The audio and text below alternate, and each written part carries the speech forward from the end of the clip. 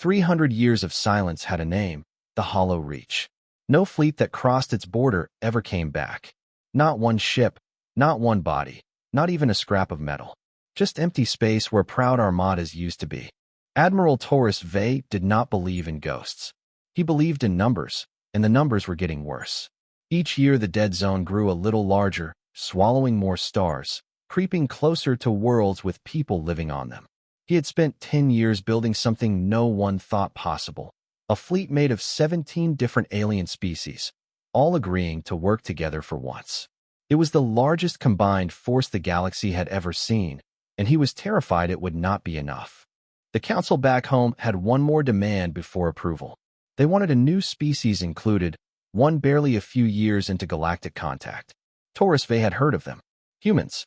Soft, short-lived, loud, and apparently obsessed with asking questions nobody else cared about. He did not want them on his fleet. He wanted soldiers, not curious children. But the council insisted, so he allowed exactly one human aboard, as an observer only. His name was Dale Whitfield, a former cargo pilot who now worked as a diplomat because, as he put it, talking to strangers was easier than fixing broken engines forever. He was not impressive to look at. He carried no weapon, wore a plain gray uniform, and spoke quietly when he spoke at all. The other alien officers mostly ignored him. Some openly laughed when he asked to see old sensor logs from previous lost fleets. There is nothing to see, one Draven officer told him. They went in, and they vanished. That is the whole story. Dale did not argue. He simply asked for copies of the files anyway, then spent his nights alone in a small cabin, scrolling through hours of dead recordings. Most of it was nothing, routine chatter, status reports, boring fleet movement. But near the very end of every single recording, right before the signal cut out forever, there was the same burst of meaningless static. 11 seconds long. Every time. Every fleet. Every species. He played it over and over, unable to explain why it bothered him so much. Coincidences did not usually repeat themselves with this kind of precision. Patterns meant causes. Causes meant something solid behind the legend, not just bad luck or ghost stories. He brought this to Taurus Vey, who barely looked up from his star charts. 11 seconds of static does not win wars, human, the Admiral said. Get some rest. Tomorrow we cross the line, and nothing you have found will change that. Dale nodded and left without arguing further. He understood there are some doors people only open after they've tried every other door first. The next morning, the order came. 17 fleets, thousands of ships, formed into one massive wall of steel and light at the very edge of the Hollow Reach. Far below on 100 worlds, ordinary families watched the broadcast in silence, hoping this time would be different. Taurus Vey stood at the center of his command deck, hands behind his back, jaw tight. He gave the signal. The fleet moved forward together, crossing into the silence that had eaten every army sent before it. Dale stood near the back of the bridge, watching the stars ahead grow strangely still, and felt, for the first time since boarding, that the static in his head was not finished talking yet. Inside the Hollow Reach, there was nothing. No enemy ships waiting in ambush. No mines, no traps, no hidden stations. Just stars, empty space, and a silence so complete it made experienced soldiers nervous in a way actual combat never did. Hours passed without incident. Slowly, confidence crept back into the fleet's chatter. Officers on other ships began joking that the legends had grown taller with every retelling, the way old stories always do. Taurus Vey allowed himself the smallest moment of relief. Then a destroyer near the edge of the formation simply stopped existing. One moment it filled a sensor screen, full crew, full power, fully alive. The next moment there was nothing where it had been, not even debris. No explosion, no distress call, no warning at all. Panic spread fast. Within the hour, 6 more ships vanished the same way, scattered across different parts of the formation, with no pattern anyone could see. Communications dropped seconds before each disappearance, as if something reached out and simply switched the ship off. Captains screamed for orders. Some wanted to retreat immediately. Others wanted to fire weapons at nothing, just to feel like they were doing something. Taurus Vey held the fleet together through sheer force of will, but even he had no idea what enemy they were fighting or where it was hiding. Aboard the small support ship where Dale had been assigned, he sat very still, watching his secondary screens instead of the main alert feeds everyone else stared at. These were old instruments, simple and outdated by alien standards, salvaged human technology that predated humanity's first contact with the wider galaxy. Nobody in the fleet thought they were worth using anymore. But Dale noticed something the newer instruments missed completely. Right before each disappearance, there was a tiny dip in the readings, a soft wrinkle in space that lasted less than a second. Too small for modern sensors built to detect big objects and big energy signatures. But his old gear, more sensitive to subtle gravitational shifts, picked it up clearly every single time. He mapped the dips as fast as he could, comparing timing and location with the ships that had vanished. A rough pattern began to form, faint but real. He sent the data straight to Taurus V's command deck, attaching a short message. Change the formation, avoid these specific points in space, do it now. The Admiral almost ignored it. Half his bridge crew told him not to trust an unproven species' guesswork in the middle of a crisis. But ships were still disappearing, and nobody else had any better idea. Out of desperation more than confidence, he ordered a partial course correction based on Dale's map. The captains who obeyed the new formation survived the next wave untouched. The captains who refused, certain a human's instincts meant nothing, lost their ships within minutes, exactly where Dale's data had warned them not to go. Silence fell over the comm channels, the kind of silence that comes from people realizing they were wrong. Taurus V stared at the screen, showing Dale's predictions lining up perfectly with each new loss. He turned to his communications officer. "Give me a direct line to the human," he said quietly. Now, for the first time since the mission began, somebody on that bridge believed humanity might actually be useful for something other than asking questions nobody wanted answered. Taurus V did something he never imagined doing. He handed temporary control of fleet navigation to a species barely out of its own solar system. It was not trust exactly, not yet. It was simply that nothing else had worked, and Dale Whitfield's strange method had kept ships alive when proper military doctrine had failed completely. The other alien officers were furious. A Draven tactical officer argued loudly that command should never bend to outsiders, no matter the results. A Valkyrie fleet captain refused outright to follow any course plotted by primitive guesswork. Taurus V overruled them all with a single sentence. "Primitive guesswork has a better survival rate than your training right now." Dale did not gloat or celebrate the sudden authority. He simply got to work, calling in 2 more humans from the support ships to help, since one mind alone could not track an entire fleet's movement through invisible danger. One of them was Renee Castillo, a quiet engineer with a habit of chewing the end of her pen while thinking. She had spent years studying chaotic systems back on Earth, weather, ocean currents, hidden underwater hazards, things that could not be seen directly, only understood by watching what they did to everything around them.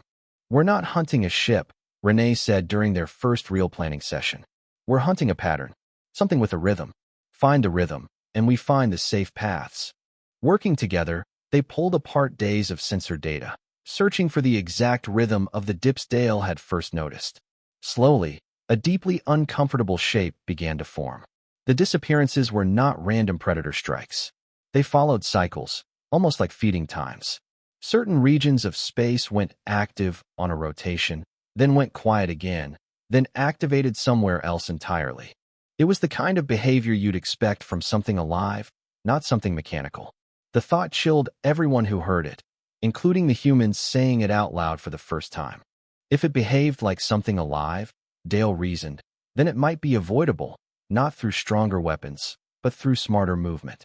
He proposed a bold next step: send one small, expendable shuttle directly toward a predicted feeding zone, packed with every sensor they could fit on board, while the rest of the fleet stayed safely outside the danger window. Renee volunteered to fly it herself, alongside one other crew member. Taurus V hesitated, unwilling to throw away more lives chasing theories. But Dale reminded him plainly, "We've already lost ships guessing blindly. Let us lose one ship on purpose, with eyes open, and actually learn something from it." The Admiral agreed, against the objections of nearly his entire staff. The shuttle launched alone into the dark, heading straight toward a region Dale's models marked as dangerous within the hour. Every camera and sensor recorded everything, streaming data back to the fleet in real time. Officers across a dozen species watched in tense silence, half expecting the feed to cut out exactly like the others had. It did not. The shuttle reached the edge of the predicted zone, recorded several long, strange minutes of readings unlike anything in any alien database, then carefully reversed course and returned safely to the fleet. The data it brought back changed everything. There was no single enemy hiding in the hollow reach. There were many of them, vast and unseen, spread quietly across the dark like something living in the spaces between the stars themselves. The readings from Renee's shuttle took 2 full days to properly translate, and when the science teams finally understood what they were looking at, the room went completely silent. The creatures, if that word even applied, were not ships, weapons, or machines. They were enormous living beings that did not exist fully within normal 3-dimensional space. Most of their mass stretched somewhere outside it, in directions no alien sensor had ever been designed to look. Only a small piece of each creature ever touched the space that fleets traveled through, which was exactly why nobody had ever managed to detect them before. Every alien sensor in the galaxy had been built to find matter, energy, and gravity moving through ordinary space. None of them had been built to notice something only half present. Humanity, almost by accident, turned out to hold the missing piece. For generations, human scientists back on Earth had poured enormous effort into multidimensional mathematics, abstract physics with no obvious use, the kind of research other species had quietly stopped funding once interstellar travel made it seem pointless. Most alien cultures saw it as a waste of time. Humans had kept doing it anyway, simply because the questions interested them. That useless research was now the only language in the galaxy capable of describing what was hiding in the hollow reach. The humans began calling them drifters, since there was no other proper word for something that big, that quiet, and that strange. The drifters were not hunting fleets out of hatred or hunger for violence. They appeared to be feeding the same simple, ancient way countless creatures across the universe fed, passively, without malice, the way a massive sea creature filters tiny prey from open water without ever truly noticing it. Starships entering their territory simply triggered an old instinct, something that recognized motion and energy as either food or threat and reacted instantly and without warning. Once Dale and Renee explained this to Taurus Vey, his entire understanding of the mission shifted. This was never a war to be won with more ships or stronger weapons. The Hollow Reach was not a battlefield. It was someone else's home, a hunting ground far older than any of the galaxy's current civilizations, and every fleet sent into it over the centuries had simply wandered uninvited into something else's territory. If they're not attacking on purpose, Taurus Vey said slowly, almost to himself, then maybe we don't need to fight them at all. Dale agreed. Maybe we just need to stop looking like food. It sounded almost too simple, and several officers said so loudly. But nobody had a better idea, and for the first time in 300 years, somebody finally understood what they were actually dealing with. Understanding, Dale knew from long experience, usually came before any real solution. You could not solve a mystery you refused to properly look at. Word of the discovery spread quickly through the fleet, then quietly back to the watching worlds outside the Hollow Reach. People who had grown up fearing this region as a monster's lair now heard, for the first time, that the monster might simply be misunderstood. Taurus Vey, staring out at the dark, silent space surrounding his ships, finally turned to Dale with something close to respect in his voice. All right, human. You found the truth nobody else could see in 300 years. Now tell me how we survive it. The plan Dale and Renee proposed sounded almost too simple to work, which was exactly why so many officers hated it. If the drifters reacted to motion and energy as either food or threat, then maybe ships could be made to stop triggering that reaction at all. Using human multidimensional models, they calculated a way to adjust engine harmonics and gravitational output, shifting a ship's signature just enough that it might no longer register the way prey or danger usually did. It was based on theory, careful math, and the data from one single shuttle flight. Nothing about it was proven. Back home, the Draven Council grew nervous watching casualty reports pile up. They ordered Taurus Vey to abandon the mission immediately and bring every surviving ship home before more losses damaged confidence across the wider alliance. From a political standpoint, retreating now made perfect sense. From a scientific standpoint, it meant throwing away the first real chance anyone had ever had to solve the mystery for good. Taurus Vey read the order twice, then looked at Dale standing quietly nearby. "They want us to leave," he said. "Officially, I have to obey that." Dale nodded slowly. "Then send the big fleet home. Let me take the small human ships in instead. Volunteers only. If it fails, you lose nothing you weren't already ordered to give up anyway." It was a strange kind of loophole, technically following orders while doing the opposite of what those orders intended. Taurus Vey hesitated only a moment before agreeing, partly out of desperation and partly because this stubborn, quiet species had proven itself right every single time so far. The main coalition fleet pulled back to a safe boundary, watching from a distance as 4 small human ships prepared to enter the deepest, most dangerous part of the Hollow Reach completely alone. Renee personally adjusted each ship's systems by hand, fine-tuning frequencies based on calculations that had never actually been tested outside a simulation. "If we're wrong," she said quietly to Dale, "we won't get a warning. We'll just stop existing, same as everyone before us." Dale didn't pretend the danger wasn't real. "Then let's not be wrong." The 4 ships moved forward together, engines humming with their newly altered signature, sliding deeper into territory that had swallowed every previous fleet without mercy. Every screen on the distant coalition fleet showed the same tense data feed, watched in total silence by thousands of crew members from 17 different species. Minutes passed, then an hour. The human ships kept moving, deeper than any fleet had ever gone and survived. Then, for the first time in 300 years, something enormous and barely visible drifted past one of the human ships, close enough to register clearly on every sensor. It did not strike. It did not vanish the ship from existence. It simply continued on its own slow, ancient path, completely indifferent to the small metal shape humming quietly beside it. A second drifter passed nearby minutes later. Then a third, farther away. None of them reacted with aggression. None of them triggered the deadly response that had ended every fleet before. Aboard the lead human ship, nobody spoke for a long moment, almost afraid that speaking might break whatever fragile success they had stumbled into. Finally, Renee let out a slow breath. "We're not being hunted," she whispered. "We're just here." For the first time in living memory, ships moved freely through the heart of the Hollow Reach. News of what happened spread fast, racing from ship to ship, then out across 100 worlds that had spent 3 centuries fearing the same empty patch of space. The Hollow Reach was not a weapon. It was not an enemy stronghold. It was an ancient, living ecosystem, older than most of the galaxy's spacefaring civilizations, and the species everyone had quietly dismissed as primitive turned out to be the only one capable of understanding it. The political fallout came almost overnight. For generations, the galaxy had measured a species' worth by military strength, advanced weapons, and territorial reach. By every one of those measurements, humanity had always ranked near the very bottom of galactic society. Now the rules suddenly didn't fit anymore.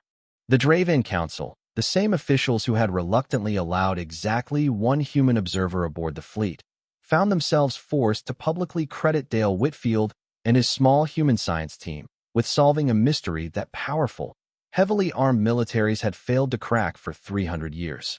It was an uncomfortable truth for many proud species to accept, but the proof was sitting right there in the data, impossible to argue away. Taurus Vey requested a quiet meeting with Dale before the official celebrations began, away from cameras and council representatives. The Admiral looked tired but calmer than Dale had seen him since the mission started. "I need to understand something," Taurus Vey said. "Your people spent generations studying mathematics nobody else thought was useful. No weapons came from it. No empire grew from it. Why bother?" Dale thought about it for a moment before answering. "Because not knowing bothered us more than the work of finding out. We didn't study it because we expected a reward. We studied it because the questions wouldn't leave us alone." Taurus Vey didn't fully understand the answer, not in the way Dale meant it, but he respected it all the same. Sometimes the most useful things in the galaxy came from people who weren't trying to be useful at all, just curious. Within weeks, the Hollow Reach was officially reclassified. No longer marked as a dead zone to avoid at all costs, it became a protected migratory region, home to the drifters, with new shipping lanes carefully calculated using human-built multidimensional models. Ships could now pass safely along the edges, guided by data no other species in the galaxy had thought to gather. Humanity, once an afterthought brought along only to satisfy a council requirement, suddenly became the leading authority on a mystery that had haunted every major civilization for 300 years. Requests poured in from other species wanting human scientists to study other unexplained phenomena, places long avoided out of fear nobody had properly understood. On the day the first peaceful supply convoy crossed safely through what used to be the most feared region in the galaxy, Dale stood quietly near a viewport, watching the slow, massive shapes of drifters drift past in the distance, calm and unbothered, exactly where they belonged. He thought about all the fleets lost over the centuries, all the fear built around something that had simply been misunderstood the entire time. Strength, he realized, had never been about size or weapons. It had always been about the willingness to keep asking questions, even when everyone else had already given up looking for answers. Humanity hadn't needed to be the strongest species in the galaxy. It only needed to stay stubbornly curious.